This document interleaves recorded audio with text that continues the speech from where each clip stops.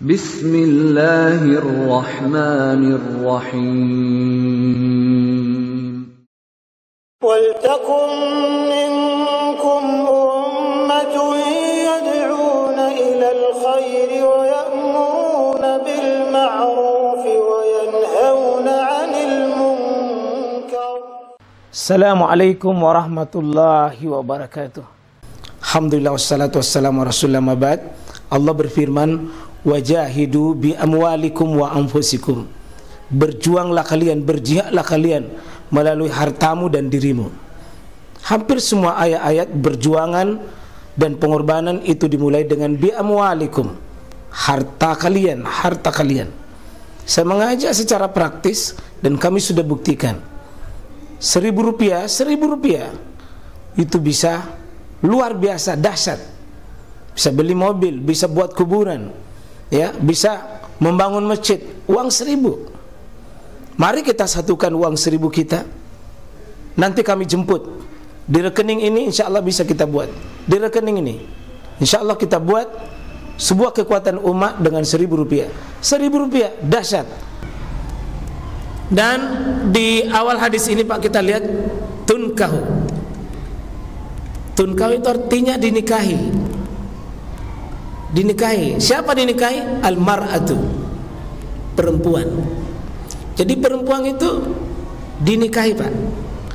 Jadi laki-laki yang menikah. Jadi bagusnya kalau seorang wali menikahkan, wahai fulan, saya nikahkan anak perempuanku dengan engkau. Kurang bagus meskipun sah karena ditahu maksudnya. Wahai fulan, saya nikahkan engkau. Berarti perempuan yang dinikahkan, laki-laki yang dinikahkan. Yang bagus, wahai fulan, saya nikahkan anak perempuanku dengan engkau. Itu yang wajib, Pak. Adapun menyebut mahar itu cuma pelengkap. Tidak perlu, tidak ada masalah tidak disebut. Tidak perlu, bukan wajib. Tidak perlu sebut sekian maharnya, tidak. Apalagi kalau cicil, apalagi dengan kalau mengatakan saya nikahkan anak perempuan, saya nikahkan anak perempuanku dengan engkau, ya sudah sah. Cuma kalau dua anak perempuan tak, bagusnya disebut supaya perempuan yang dimaksud itu bisa dibedakan. Nah, kita ini banyak embel-embelnya. Saya kasih syarat sedikit di sini. Ya. Satu, anjuran mengetahui siapa orang akan menjadi pendampingnya. Jangan beli kucing dalam karung, Pak. Harus dipilih dengan matang. Dan karena itu Islam menganjurkan sebuah syariat, itu namanya nazar. Memandang mukanya orang yang mau dipilih. Sunnah pendahuluan itu. Sebelum kita menghitbah, melamar, pengantar itu bisa dilihat sebelum diputuskan. Karena itu hati-hati main foto zaman sekarang, Pak.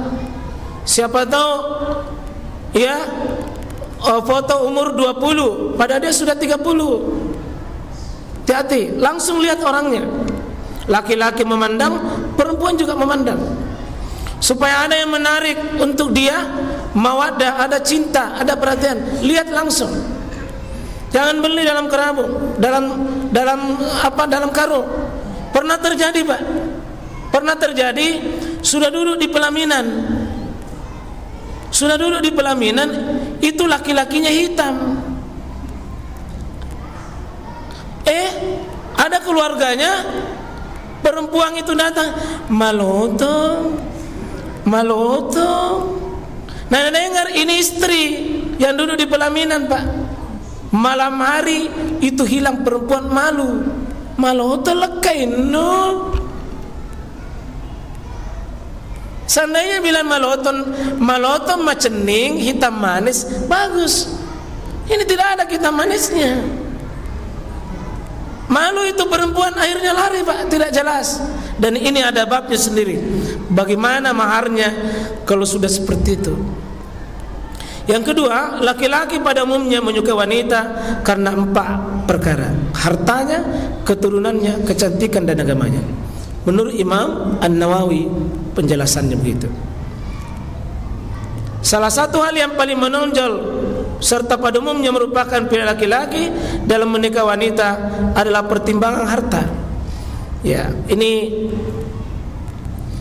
ada hadis yang dipakai, la tazawwajun nisa li husnihinna fa asa husnuhunna. Ya, jangan kau menikahi perempuan hanya karena fisiknya semata, Pak. Hanya karena kecantikan wajahnya saja, penampilan fisik itu. Jangan, ya, karena dia akan apa? Yurdiyahunna. Dia akan sombong. Dia akan sombong nanti pada akhirnya. Coba bayangkan kalau baring-baring ki, nah kulitnya tidak seimbang, satu hitam, satu putih. Apa dia bilang? Kayak kue lapis. Kita tersinggung.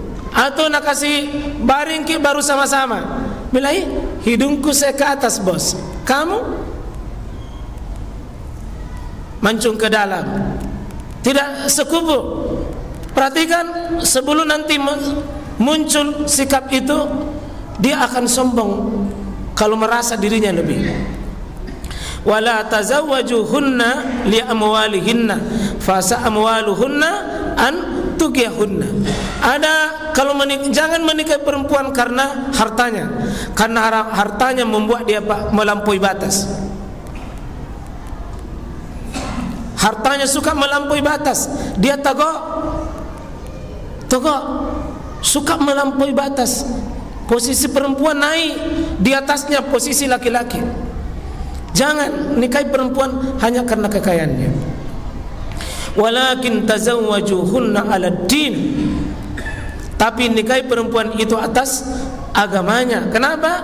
Kata Nabi, wala amatun, budak sekalipun hurma yang robek rusak telinganya, sudah budak robek telinganya, ya kemudian sauda, dia hitam, sudah hitam, budak, telinganya rusak, itu lebih bagus kalau zatu dini afdal, kalau dia punya agama.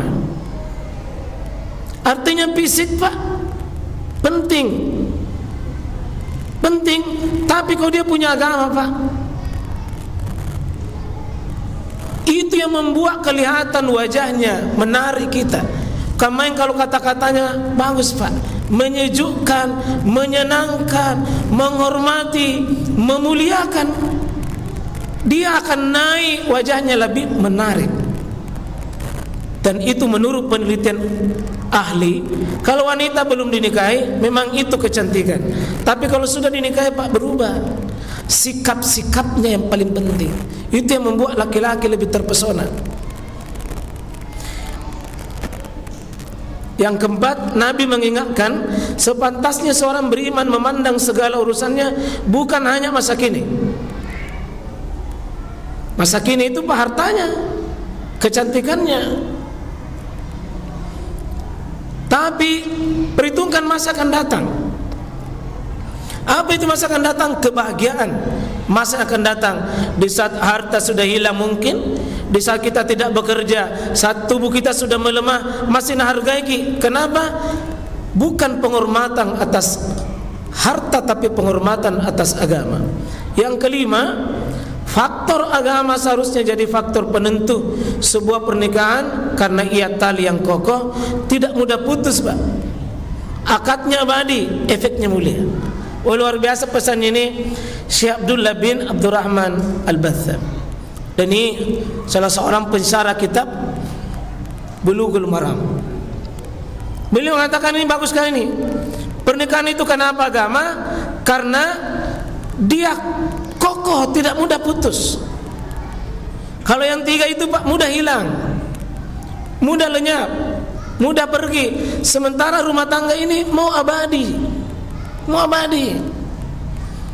Bukan cuma sehari, bukan cuma orang misalnya pegawai kontrak, enggak. Ini abadi. Dan yang paling kuat itu agama. Akadnya abadi, efeknya mulia. Itulah sebabnya Pak, istri kita, suami kita mesti belajar supaya ada nilai-nilai agama kokoh dalam dirinya.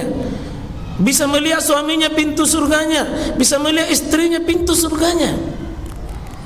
Bukan cuma sekedar teman hidup. Ada orang Pak teman hidup, begitu tidak bisa ditemani hidup, hilanglah harganya. Tapi yang dibutuhkan teman hidup. Saya ulangi, bukan teman tidur. Kalau teman tidur Pak, berapa tahun bisa sama. Begitu tidak bisa ditemani tidur, karena tidak bisa lagi produksi. Coba kalau tidak ada agama Pak, tidak ada agama, rusak itu. Rusak itu. Mari kita ikat Pak pernikahan kita. Suami menemani istri itu ibadah, istri menemani suami itu ibadah. Mengurus rumah tangga itu ibadah, bukan hanya sekedar basa-basi. Yang keenam, hadis di atas mengatakan bahwa 3 kelompok manusia keliru. 3 manusia keliru dalam memilih pasangan hidup. Satu yang benar Pak, yang memilih karena agama itu yang benar. 3 tertipu kalau itu menjadi prioritasnya. Yang ketujuh, Nabi tidak mengharamkan seorang pria memilih seorang wanita sebagai istrinya atas dasar harta. Tidak dilarang. Keturunan boleh, kecantikan boleh, tapi faktor agama tetap itu faktor yang terpenting. Yang kedelapan, ini nasihat pelengkapnya. Ad-dunya mata. Dunia itu Pak kesenangan. Wa khairul mata, sebaik-baik kesenangan, senangki di dunia Pak, memang kasih senang-senangki. Apa yang membuat kita senang? Al-mar'atus solihah. Tidak ada kesenangan paling baik Pak, melebihi senangnya seorang suami melihat istrinya, atau istri melihat suaminya dalam ketaatan. Itu yang paling tertinggi Pak. Itu pesan Nabi SAW itu. Sebaik-baik kesenangan, kesenangan suami berhadapan dengan istrinya, istri berhadapan dengan suaminya. Masya Allah Pak, kita cemburu dengan orang-orang tua kita yang sudah 60-70. Wih, masih tetap saling baku hargai. Terakhir mungkin ya, 198, nikah dianjurkan untuk mendapatkan kebahagiaan Pak. Ini masa depan, dunia akhirat, dunia akhirat, dunia akhirat. Bahkan sebaik-baik pasangan yang bisa membantu kita ketemu dengan Allah dalam keadaan kita tidak cacat di hadapan Allah. Sebaik-baik pasangan yang bisa menemani kita sampai depan pintu surga Pak. Hebatnya ini kalau ada rumah tangga berpasangan masuk surga, bahkan nostalgia nanti di akhirat bersama dengan pasangannya. Terakhir, hadis ini menunjukkan bahwa berteman, yakni suami istri, dengan orang-orang taat beragama lebih utama, karena bisa mengambil manfaat dari akhlaknya, keberkahannya. Nanti ini Pak, makanya sudah menikah itu, nanti kalau kita sudah menikah, ada doa suami untuk istrinya, ada doa istri untuk suaminya, ada doa untuk kita yang hadir. Dan itu nanti hadis yang akan datang, doa keberkahan dalam sebuah rumah tangga. Keberkahan itu tujuan utama Pak, bukan yang lain-lain.